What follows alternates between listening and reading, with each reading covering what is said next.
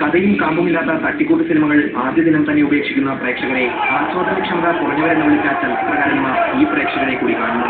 നല്ല സിനിമയിലേക്ക് തങ്ങൾ സന്തോഷ് പണ്ഡിറ്റിനെ കാണാൻ കഴിയുമെന്ന് അവർ വ്യക്തമാക്കി. 3 തിയേറ്ററുകളിലായി പ്രദർശനത്തിനെത്തിയ സന്തോഷ് പണ്ഡിറ്റ് എന്ന സ്വയം പ്രഖ്യാപിത ചലച്ചിത്രകാരന്റെ ആദ്യ ചിത്രം കൃഷ്ണനും രാധയും ആദ്യ ഷോ നടത്തിയത് നിറഞ്ഞ സദസ്സിലാണ്. പോരാത്തതിന് ചിത്രം 3 കാണാൻ വരെ പ്രേക്ഷകർ തയ്യാറായി.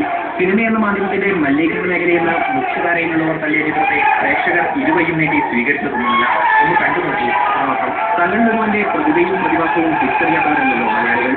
സിനിമയുള്ള ഒരു നല്ല കാര്യമുണ്ട്. ഇത്രയും വൃത്തികെട്ട മൃഗങ്ങൾ കാണിച്ചില്ല. ചിത്രം ഹൗസ്ഫുൾ ആയപ്പോഴും 9 നായികമാരുണ്ടെന്ന് അവകാശപ്പെടുന്ന പണ്ഡിറ്റ് ചിത്രം കാണാൻ സ്ത്രീകൾ ആരും തന്നെ എത്തിയില്ല.